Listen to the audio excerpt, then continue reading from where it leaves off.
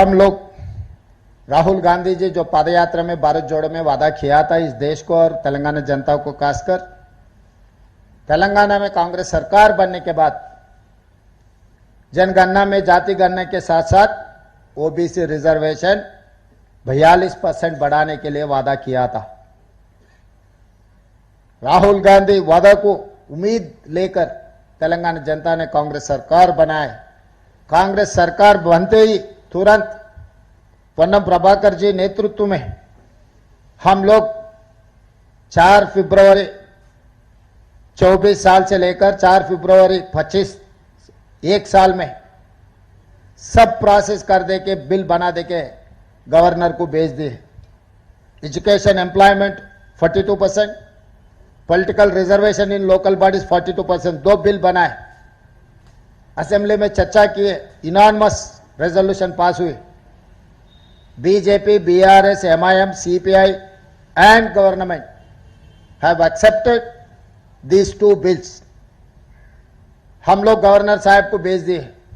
राजभवन में जो पास होने का बिल थे वो राजभवन से प्रेसिडेंट भवन को आ गए। 4 महीने से हम इंतजार किए। राष्ट्रपति जी ये बिल पास किए तो हम चुनाव को जाने के लिए तैयारी किए और तेलंगाना हाई कोर्ट ने सितंबर 30 के अंदर ये चुनाव करने के लिए भी हम लोगों को आदेश दिए। इसीलिए हम लोग कोशिश किए। हम लोग राष्ट्रपति जी का अपॉइंटमेंट मांगे, हम लोग मोदी जी का अपॉइंटमेंट मांगे, कुछ नहीं मिल रहा है वहां से। उसके अलावा बहाना बोल रहे हम लोग ये रिजर्वेशन में मुसलमान रिजर्वेशन है इसीलिए हम लोग पास नहीं कर रहे हैं। मैं सीधा सीधा इन लोगों का सोच धारा,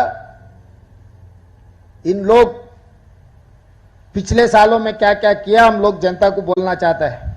जिस दिन मंडल कमीशन बनाए, मंडल कमीशन ओबीसी रिजर्वेशन लागू करने के लिए कोशिश किए तो कमंडल यात्रा निकाले, रथ यात्रा निकाले, तब आपको पता है देश में क्या हुआ। उसके बाद आईआईटी, आईआईएम, सेंट्रल यूनिवर्सिटी में ओबीसी रिजर्वेशन के लिए मनमोहन सिंह जी और सोनिया जी कोशिश किए तो जब रोकने के लिए कोशिश किया, यूथ फॉर इक्वालिटी के नाम पे जब बिल के खिलाफ कार्रवाई की है भारतीय जनता पार्टी। आज भी हम ओबीसी रिजर्वेशन बढ़ाने के लिए जो कोशिश कर रहा है, मुसलमान के नाम पर रोकने के लिए कोशिश कर रहे हैं। मैं सीधा सीधा ये सवाल किया पिछले बार यहीं से, आज भी मैं सवाल कर रहा हूं। जो बीजेपी का सोच द्वारा नागपुर आरएसएस राष्ट्रीय कार्यालय से उन लोगों को संदेश मिलते हैं, वो महाराष्ट्र में आरएसएस राष्ट्रीय कार्यालय, महाराष्ट्र में मुसलमानों को रिजर्वेशन मिल रहा है। नरेंद्र मोदी जी जहां पर जन्म लिए गुजरात में मुसलमानों को रिजर्वेशन मिल रहा है।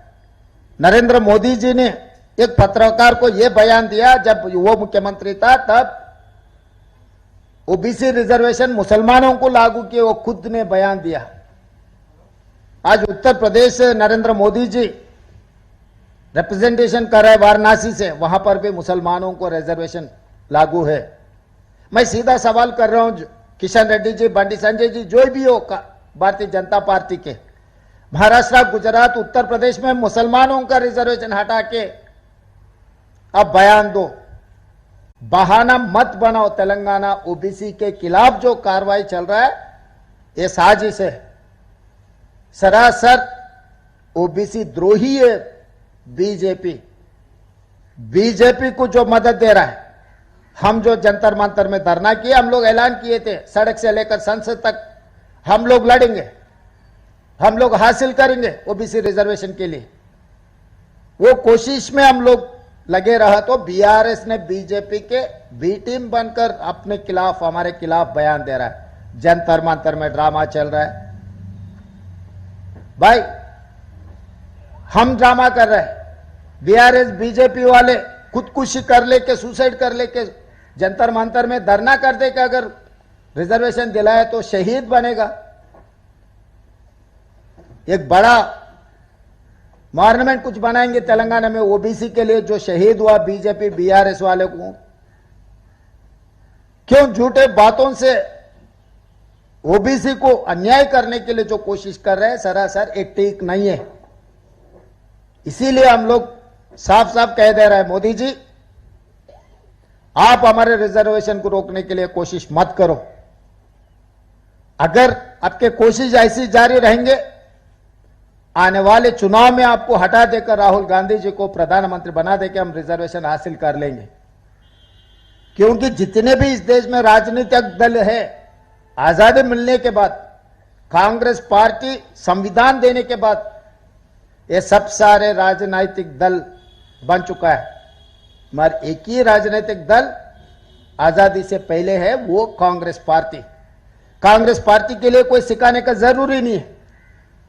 जिस दिन इस देश के आबादी पूरा आजादी के लिए जब लड़ रहे सोच रहे थे, तब कांग्रेस पार्टी ने जन्म लिया। हम लोग शहीद होकर इस देश जनता को आजादी दिलवाए।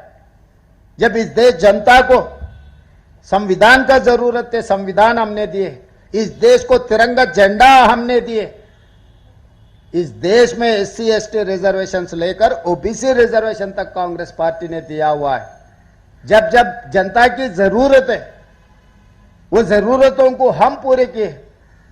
आज भी हम लोग कोशिश कर रहे हैं, हम लोग लड़ रहे, विपक्ष में लड़ रहे। अगर कामयाब नहीं हुआ तो सरकार बना दे के हम लोग कामयाब हो जाएंगे। एक दो दिन रोक सकता है लोग, मगर जो बीच में आता है, राहुल जी सोचदारों को, कांग्रेस सोचदारों को रोकने के लिए जो भी रोकने के लिए कोशिश करेगा, सबको हटा देंगे, सबको मिटा देंगे, मिट्टी में मिला देंगे। लाल किले पे तिरंगा झंडा लहराएंगे, राहुल जी को प्रधानमंत्री बनवा के हम ओबीसी रिजर्वेशन लागू कर देंगे। हम मोदी जी को इसीलिए, मोदी जी परम भक्त निशिकांत दुबे जी को मैं ये बात साफ कहना चाहता हूं। वो बयान दिया हुआ है पिछले हफ्ते में, बिना मोदी जी चुनाव लड़े तो 150 सीट 150 से ज्यादा बीजेपी को नहीं मिलने वाले। हां, आज के तारीख में डायरी में लिखो, निशिकांत दुबे जी, मोदी जी के नेतृत्व में हम चुनाव लड़ेंगे, राहुल जी के नेतृत्व में हम लड़ेंगे, मोदी जी के नेतृत्व में आप लड़ो। आने वाले चुनाव में 150 से एक सीट भी ज्यादा नहीं आने देंगे। जो कंडीशन लगा है 75 years cut off, Advani ji को, मुरली मनोहर जोशी जी को हटाने के लिए मोदी जी ने यह कानून लागू किए। जिस दिन गुजरात में बहुत सारे गड़बड़ हुआ, तब आज अटल जी ने मोदी जी को हटाने के लिए कोशिश की है, नहीं हटा सका। मोहन भागवत जी ने आज कोशिश कर रहे हैं मोदी जी को हटाने के लिए, मगर वो हटने वाले नहीं है, हमें पता है, आपको भी पता है। मगर राहुल गांधी जी के नेतृत्व में कांग्रेस पार्टी मोदी जी को हटा देंगे, कुर्सी से उतारेंगे, लाल किले पे तिरंगा झंडा लहराएंगे। आज नहीं है तो कल ओबीसी के लिए हम लोग खुद कानून बनाएंगे। तब तक किशन रेड्डी जी झूठ बोलना छोड़ दो। आप जितने बार झूठ बोलेगा, मैं उतने बार सच बोलूंगा आपके बारे में, आपके पार्टी के बारे में, मोदी जी के बारे में। इतने बार बार कह रहा है मुसलमान रिजर्वेशन के बहाना। आरएसएस राष्ट्रीय कार्यालय है नागपुर में, महाराष्ट्र में, पहले हटा दो मुस्लिम रिजर्वेशन। गुजरात में मोदी जी जन्म लिए, वहां पर भी हटा दो। मोदी जी उत्तर प्रदेश से सांसद बन के आए, प्रधानमंत्री बने, उत्तर प्रदेश में हटा दो। ये 3 राज्यों में आप हटा के तेलंगाना राज्य को आप सुझाव दो। बहानों से सरकार नहीं चलने वाले, बहानों से आप बचने वाले नहीं है। तेलंगाना 4 करोड़ जनता बहुत होशियार है, आपसे भी ज्यादा। इस देश को चलाया है तेलंगाना का धरती पुत्र पीवी नरसिंह राव ने। इस देश को कैसे आगे लेकर जाना है तेलंगाना ने रास्ता दिखाया। इतना याद रख के अब राजनीति करो। अभी तो हम लोग 42% ओबीसी रिजर्वेशन में हम ज्यादा ध्यान दिए। राहुल जी जो सवाल खड़ा किया, देश भर चर्चा होना है। हमें भी पता है कि भारतीय जनता पार्टी चुनाव में जीतने के लिए क्या क्या कोशिश कर रहा है। ये सब सारे साजिश देश भर चर्चा होना है। आने वाले बिहार इलेक्शन में जो कोशिश कर रहे हैं सरकार बनाने के लिए, सब होशियार रहना, मीडिया के साथ साथ इस देश के जनता, क्योंकि अब कितना भी मेहनत करो, लोग कितना भी चाहिए, ऐसे सरकार बनाने में अगर बीजेपी बार बार कामयाब होते गए तो इस देश के लिए नुकसान है। यह प्रजातंत्र राजतंत्र में ऐसे कोई भी कोशिश किए ठीक नहीं है। इसीलिए हम लोग सब सोचकर, एक गंभीर समस्या है, देश को आगे लेकर जाने के लिए हम लोग सब चर्चा करना है, एक रास्ता निकालना है। जहां तक मैं समझता हूं ये रास्ता का एक ही जवाब है, मोदी जी को हटाने का। जब तक मोदी जी कुर्सी में बैठेगा ये सब सारे होते रहता है, एक बार दंगल होगा, एक बार जाति के नाम पे, एक बार भाषा के नाम पे, दूसरे बार इलेक्शन कमीशन के नाम पे कुछ ना कुछ गड़बड़ होते रहता है। सब समस्याओं का एक ही जवाब है, मोदी जी को हटा दो।